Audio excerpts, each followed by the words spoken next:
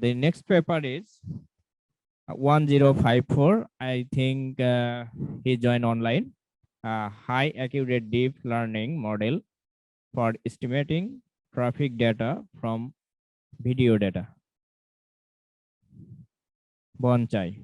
So today's presentation, the title is High Accurate Deep Learning Model for Estimating Traffic Data from Video Data.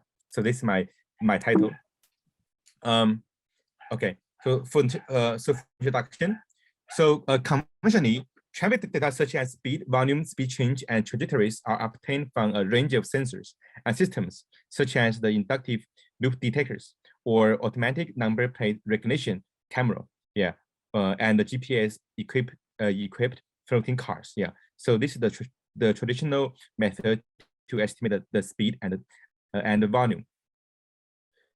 So, however, a number of issues associated with this data are identified in existing literature, in the existing literature, including the missing observations, aggregated measures, and length of the individual vehicle level data and data frequency.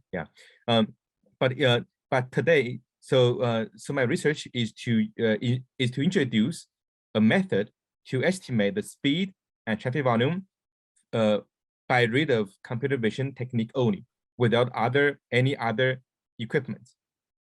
Okay, so in China, so there are millions of roadside surveillance cameras in China.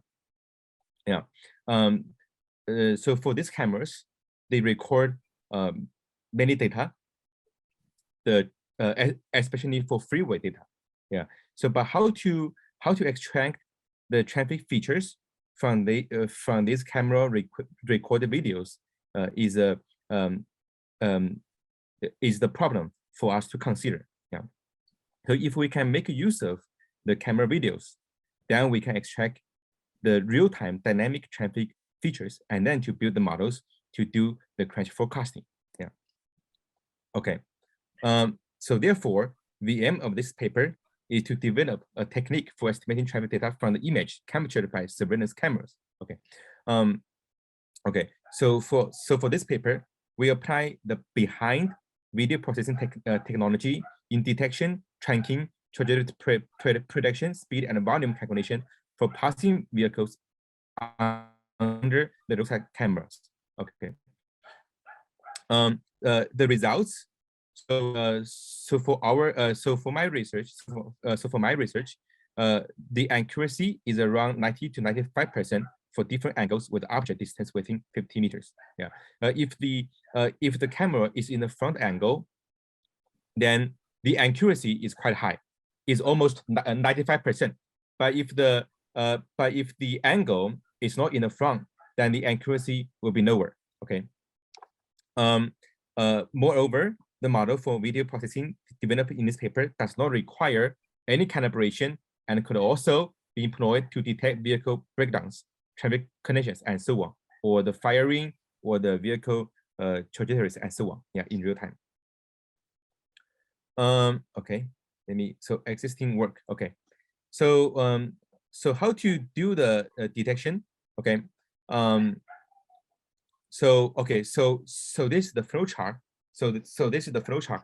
Okay, so firstly, I use the UNO V5 detection model to locate the vehicles, and then I use the deep sort algorithm to do the vehicle tracking. So after we do the vehicle tracking, we can calculate the speed, flow, fire, and person. So, and then through some logic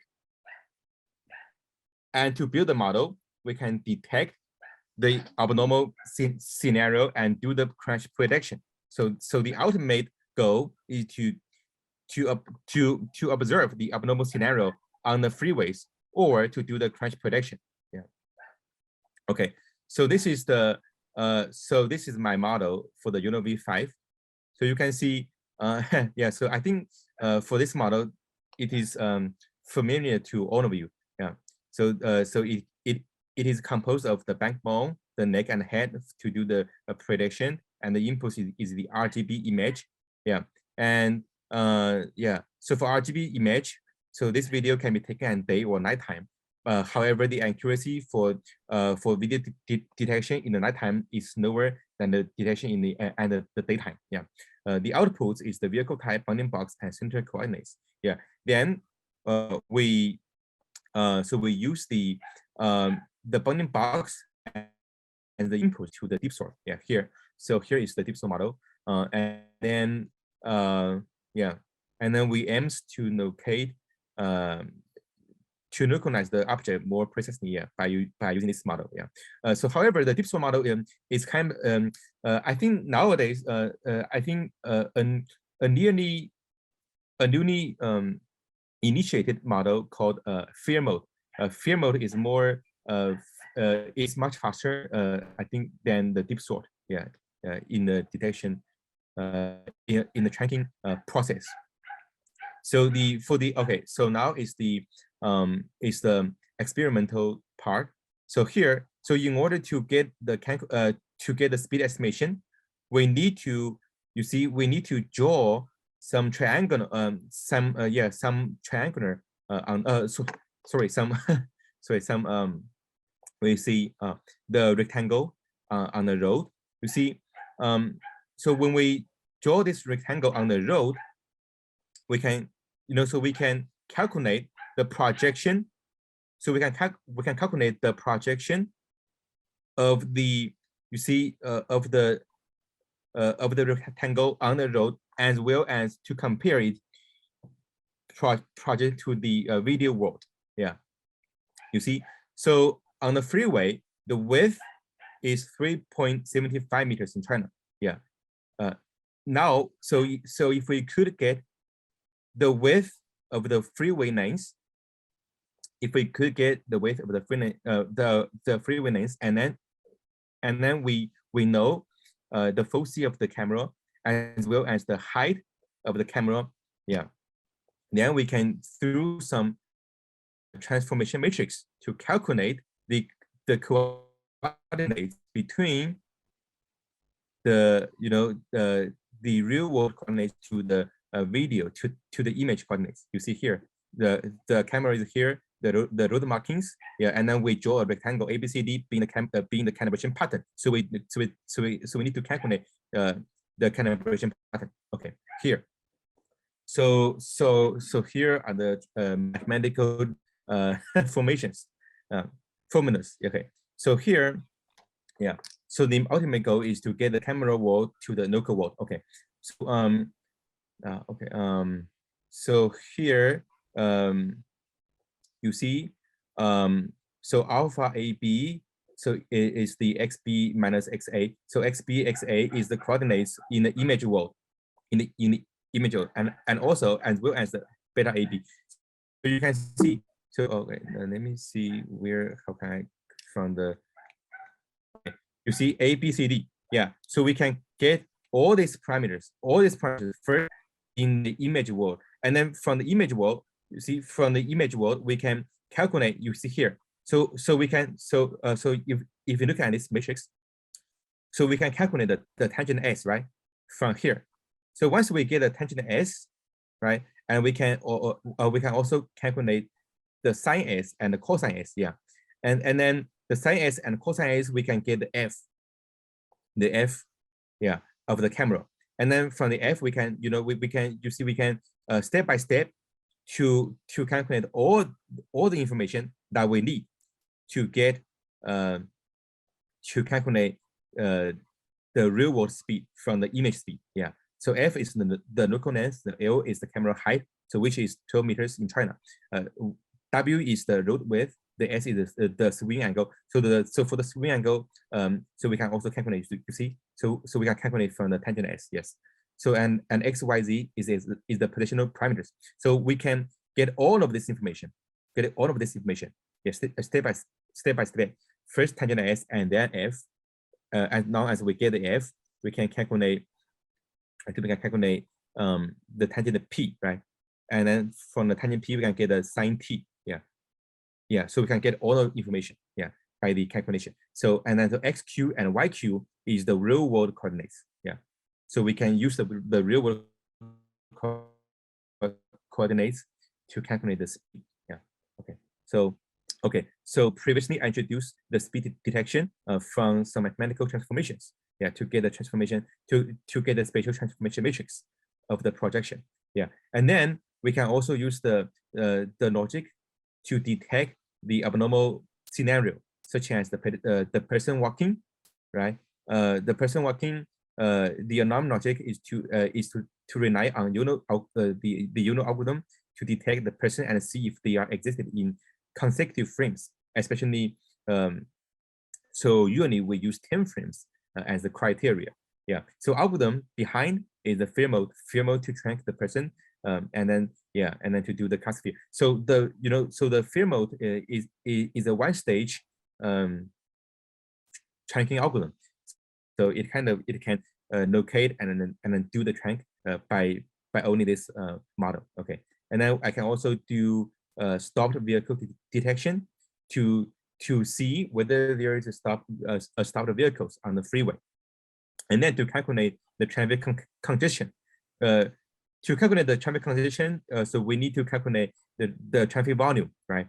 In the first stage, right? Okay. So once we get the traffic volume, so we can calculate whether there is congestion on the freeway. Yeah. And then for the firing, so for firing, you need to enable some frames to enable the smoke and fire in the same time for the consecutive 5 frames. Yeah, and then for the emergency lane occupation. Yeah, so for emergency lane occupation, we need to do the lane detection on the freeway. So once we detect the lane, and then we can know whether the vehicle is stopped on this emergency lane. Yeah. Okay. So actually, so the detection here is not that hard. Yeah, it's just some logic. Okay. So for the results of the speed detection, we can see if the camera distance to the vehicle is less than 20 meters. It's from the side view, the accuracy is 96% and the daytime, and 92% and then the nighttime. So for the frontal view, it's 98 versus 94. Yeah.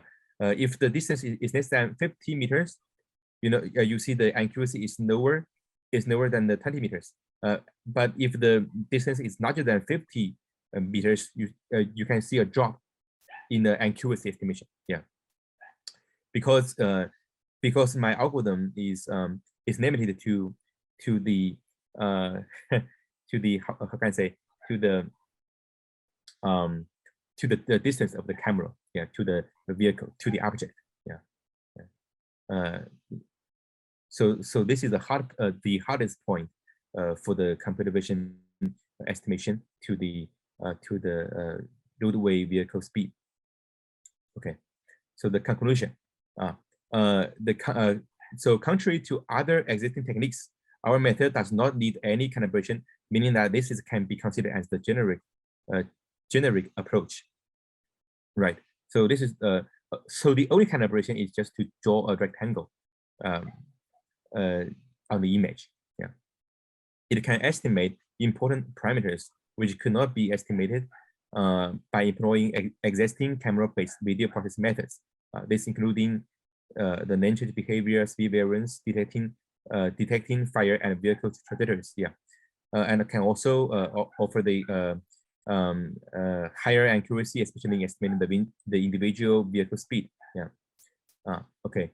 And we can also apply some filtering technique, some filtering models, or some kernel functions to increase the accuracy of the speed estimation. Yeah. So I think, so for myself, so I think one of the advantage of using this technique is to process, the already existed videos, and then to build the model for the crash prediction. So in China we have plenty of data that stored in our server. So for each freeway, I think so. So we usually maintain. So we usually reserve data for half a year. Yeah, if we could, so we can. So when we do a retrospective study, we can use the videos that stored in the backend to proceed and then to calculate the dynamic traffic features, and then use these features to do the crash prediction. Yeah. So we can make the crash prediction more accurately. Yeah, and then so once we stabilize the model, we can use this model for the future estimation. Yeah. Okay. Yeah. So estimation accuracy is largely varies from day to night because of the night. Yeah. Compared to radar and lidar, speed estimation from computer vision is cost effective, yes, and can return more abundant information that radar or lidar cannot return. Yeah. The limitations of this model many revolve around its deficiency of the detection in accuracy on distant vehicles. Yeah. Right. Right. So yeah. So it relies yeah.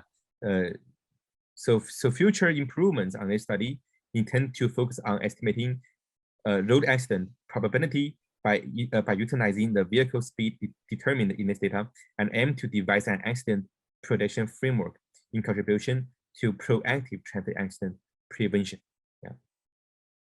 So this is for today's my presentation. Do you have any questions? Thank you very much for your nice presentation, Mr. Bonjai. Thank you. Thanks a lot. Have any questions from the audience for this presentation?